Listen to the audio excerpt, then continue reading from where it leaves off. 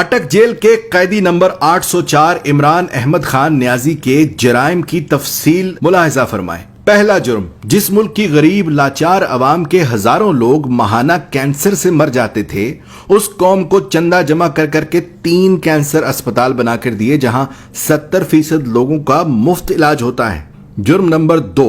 جب اس کی سابقہ اہلیہ جمائمہ نے اسے کہا کہ یا میرے ساتھ لندن میں عیش کی زندگی گزارو یا مجھے چھوڑ دو، تو اس نے پاکستان کو چن لیا، بیوی کو چھوڑ دیا، یہاں تک کہ لاکھوں پاؤنڈز جو جمائمہ کی دولت سے اسے ملنے تھے وہ یہ کہہ کر ٹھکرا دیے کہ مجھے ان پیسوں کی کوئی ضرورت نہیں۔ تیسرا جرم، 40 سالوں سے ایک دوسرے کو سیاسی اقتدار بانٹنے والے سیاستدانوں کو عوام کے سامنے اس نے ایکسپوز کر دیا۔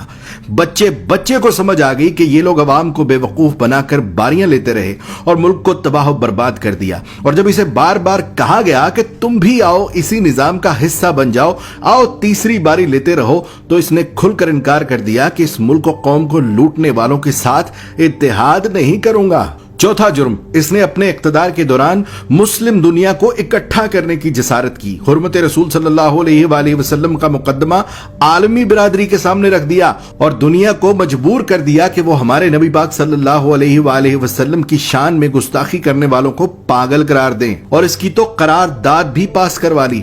پانچواں جرم سن لو، اپنے اقتدار کے دوران مال بنانے کی بجائے غریبوں کو 12 ہزار روپے دینے شروع کر دیے، ہر خاندان کو 10 لاکھ روپے کا مفت علاج کروانے کے لیے صحت کارڈ جاری کر دیے۔ چھٹا جرم سنو اس کا، جب ہندوستان نے مقبوضہ کشمیر کا سٹیٹس زبردستی بدلا تھا تو اس کو بھی عالمی برادری کے سامنے لتاڑ دیا، اس کے ساتھ تجارت یہ کہہ کر بند کر دی کہ جب تک تم کشمیر کا سٹیٹس بحال نہیں کرتے تم سے تجارت نہیں کروں گا۔ ساتواں جرم، جب اسے پوچھا گیا کہ کیا ماضی کے سیاستدانوں کی طرح آپ بھی امریکہ کو اجازت دیں گے کہ وہ پاکستان میں بیٹھ کر افغانستان پر حملے کرے، تو اس نے کہہ دیا ایبسلیوٹلی ناٹ۔ آٹھواں جرم، اس قیدی نمبر 804 عمران احمد خان نیازی نے پاکستان کی تباہ و برباد ہو چکی کپڑے کی انڈسٹری کو دوبارہ شروع کرنے کی جرت کی، یہاں تک کہ اتنی لومیں چلا دی کہ کام کرنے والے کم پڑ گئے اور دنیا جہان سے پاکستان میں کپڑے کے آرڈر آنا شروع ہو گئے۔ جرم نمبر 9، جب اسے اقتدار سے زبردستی نکال دیا تب بھی یہ ملک چھوڑ کر بھاگ نہیں رہا تھا،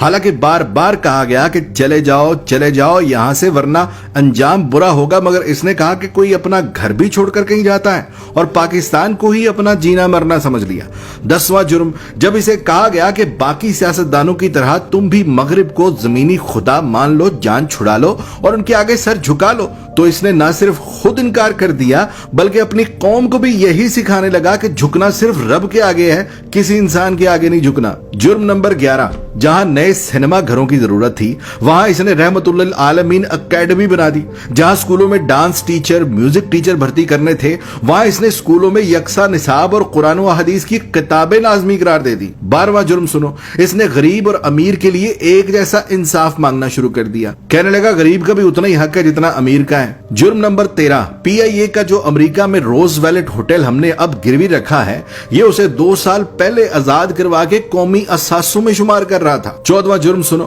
یہ اوورسیز پاکستانیوں سے لاڈ کرتا تھا، انہیں ایک باپ کی طرح سہولیات دینا شروع کر دی تھی۔ بیرون ملک وفات پانے والے اوورسیز پاکستانیوں کا جسد خاکی پاکستان لانے سے لے کر تدفین تک کا سارا خرچ بیت المال سے دینے لگا۔ بیرون ملک جیلوں میں قید پاکستانیوں کو آزاد کرا کر پاکستان لا رہا تھا، اور یہاں تک کہ اوورسیز پاکستانیوں کو ووٹ ڈالنے کا حق دینے لگا تھا۔ جرم نمبر 15، اس نے اپنے ہر اس ساتھی کو چھوڑ دیا جس نے کرپشن کی، جہانگیر ترین جیسے دوست کو بھی کرپشن کا مال بنانے پر خود سے الگ کر دیا اور تا حیات سیاست سے نااہل کروا دیا۔ قیدی نمبر 804 عمران احمد خان نیازی کے جرائم کی تفصیل بہت لمبی ہے، لہذا بقیہ جرائم سننے کے لیے دوسری ویڈیو ملاحظہ فرمائیں۔